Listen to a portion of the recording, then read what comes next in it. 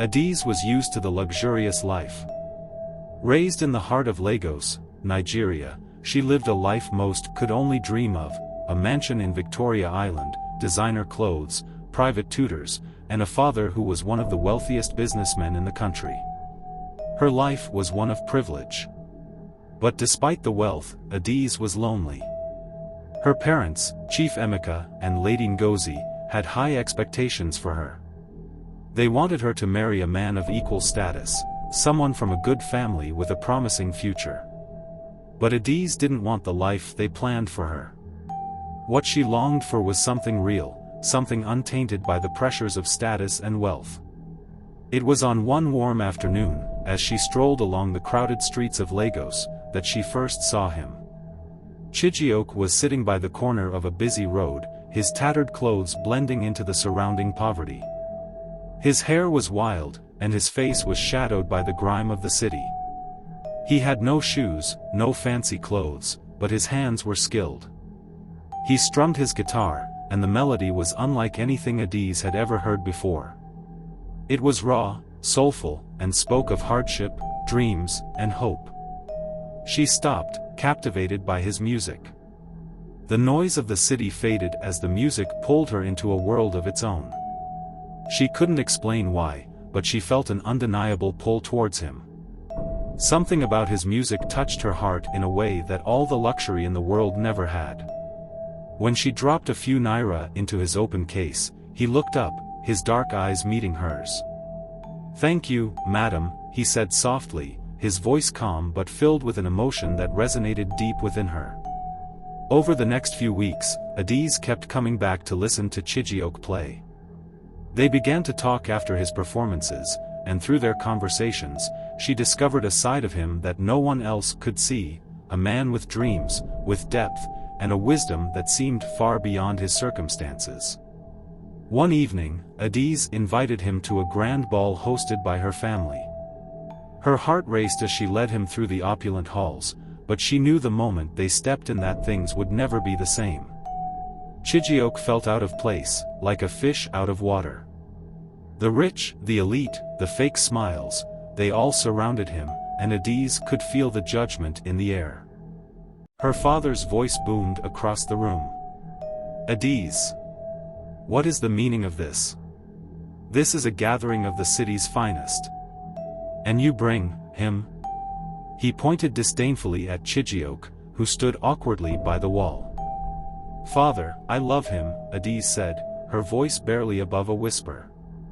"And I want you to see him for who he is, not for what he wears or where he comes from." But her parents were resolute.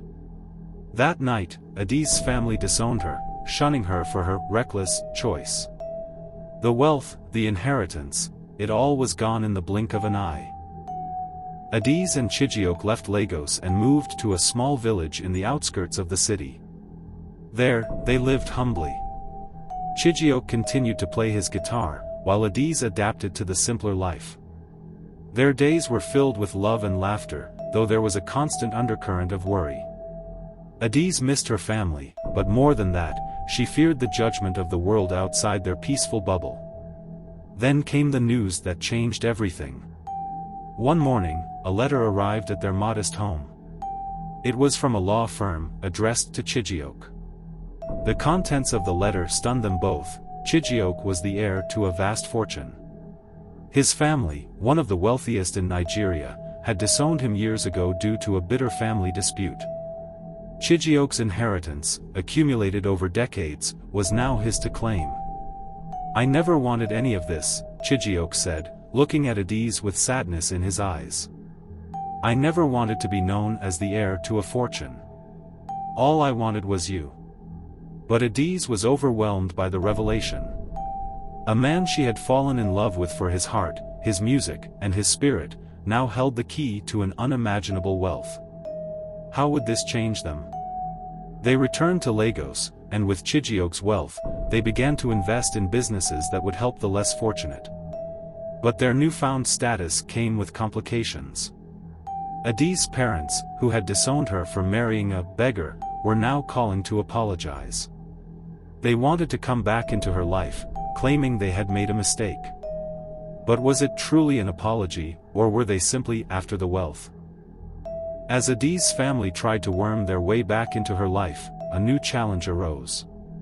A former family friend, someone they had trusted implicitly, attempted to take control of Chijioke's businesses. This individual had been secretly plotting for months, seeing Chijioke as nothing more than a pawn to advance their own wealth. Adaeze and Chijioke found themselves thrust into a legal battle that consumed their time, energy, and emotions. The trust they had placed in people they thought were family was shattered. Adaeze began to doubt everything: her family's love, her choice in Chijioke, and even her own decisions. "Why are they doing this?" Adaeze asked, tears in her eyes as she stood before Chijioke one evening. "Because they see us as a means to an end, Adaeze," Chijioke replied, his voice calm but firm. "But love and loyalty cannot be bought." The legal battles seemed endless, but Adaeze and Chijioke stood firm. They knew what they had in each other, and nothing would break that bond. Months passed after the legal battle, and life for Adaeze and Chijioke began to settle into a rhythm. Their love for one another grew stronger each day. Adaeze had learned that no amount of wealth could replace the genuine happiness she found in Chijioke's presence. The simple life they had chosen, though hard at times, had its rewards, especially the closeness they shared. Yet, the shadow of her family's abandonment still loomed over her. One evening, as they sat in their living room overlooking the Lagos skyline, a letter arrived, an official letter bearing the insignia of a law firm. Chijioke, with a furrowed brow, opened it carefully. Inside, it read: "Dear Mr. Chijioke, we wish to inform you that your estranged family seeks to reconcile with you. They have acknowledged the work you've done and your success, and they now wish to reconnect with you. They are eager to meet with you and apologize for the past." Adaeze's heart raced as she looked at Chijioke. "What do we do, Chijioke?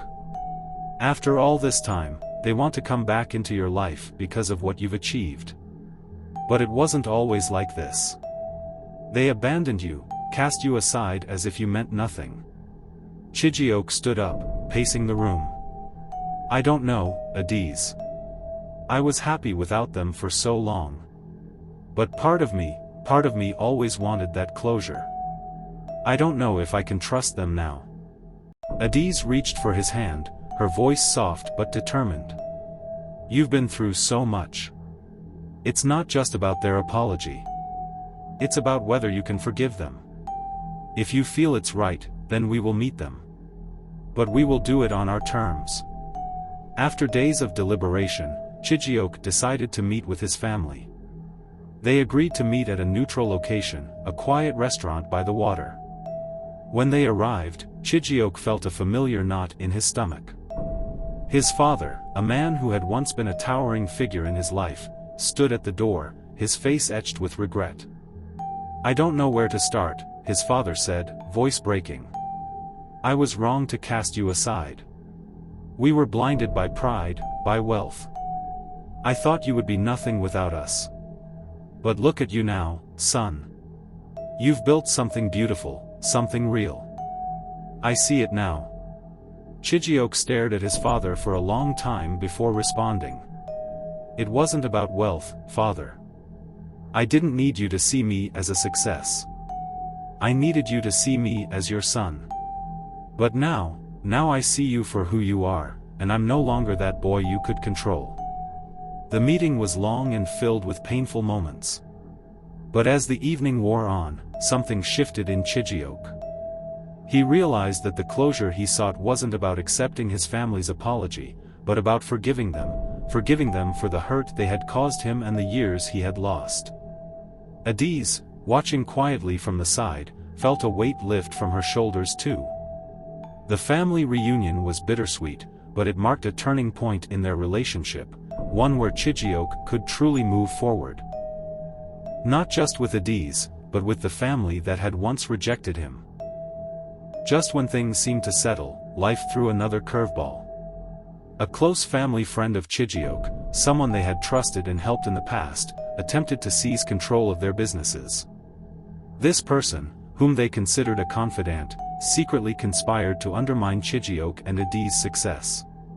He had been using his connections in the business world to manipulate the system and gain access to Chijioke's company. It all came to light when a sudden audit revealed discrepancies in the company's finances. The trusted friend had embezzled funds, siphoned off resources, and tried to take over their operations from within. Adaeze was furious. How could someone they had treated as family betray them in such a vicious way? "This is a nightmare," Adaeze said, her voice tight with anger. "How could we not see this coming? How did we trust him?" Chijioke was quiet for a moment. "People change, Adaeze. It's hard to see the darkness in someone when they wear a mask of friendship." The betrayal shattered their world. The couple found themselves embroiled in yet another legal battle. This time, it wasn't about their own family, it was about the person they had let into their inner circle, the one they thought would always have their backs.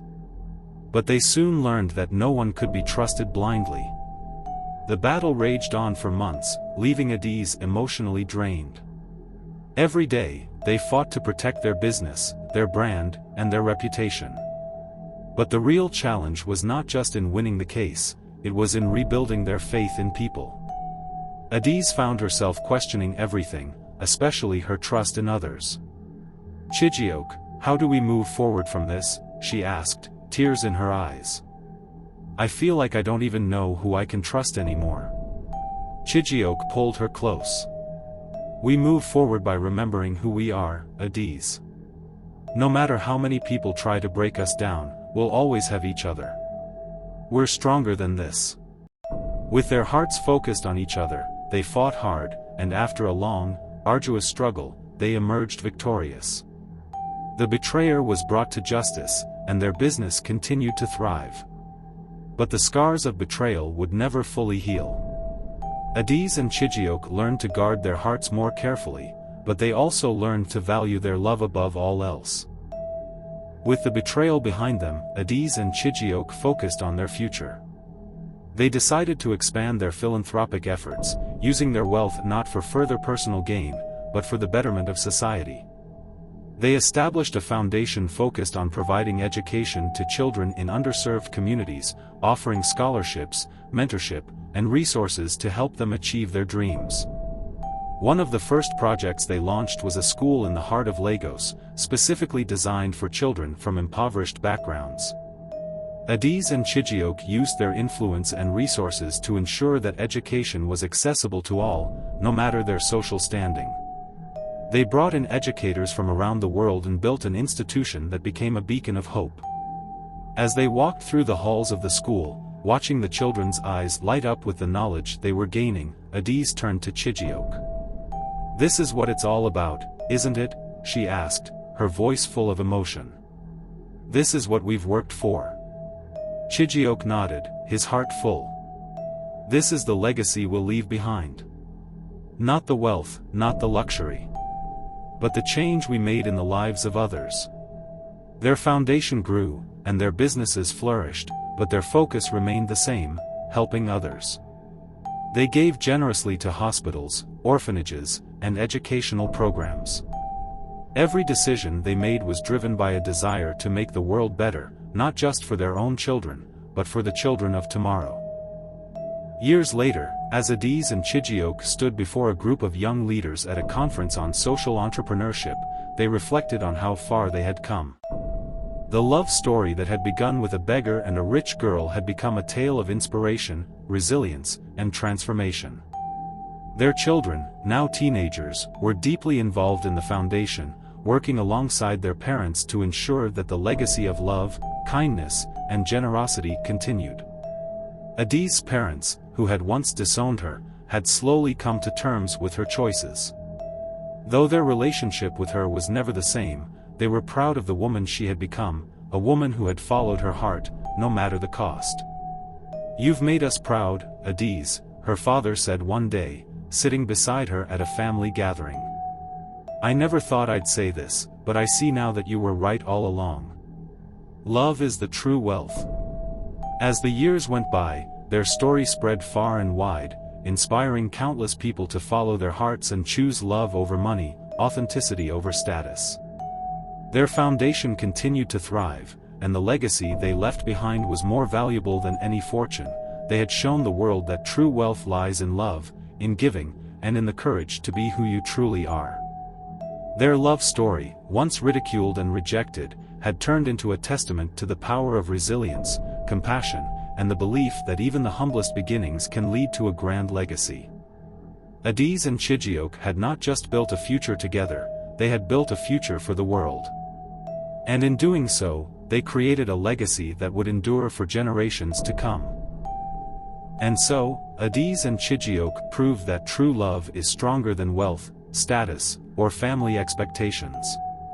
What began as a journey of rejection and struggle turned into a testimony of faith, resilience, and destiny. Her family, once blinded by material desires, learned that riches come in many forms, not just money, but love, kindness, and unwavering support. Chijioke, once seen as a beggar, revealed his true wealth, not just in fortune but in heart and character. This story reminds us that life can change in an instant, and sometimes, the person we least expect holds the key to our greatest happiness. If you enjoyed this story, don't forget to like, share, and subscribe for more captivating tales. Drop a comment below. What did you learn from Adaeze and Chijioke's journey? Until next time, keep believing in the power of love and destiny.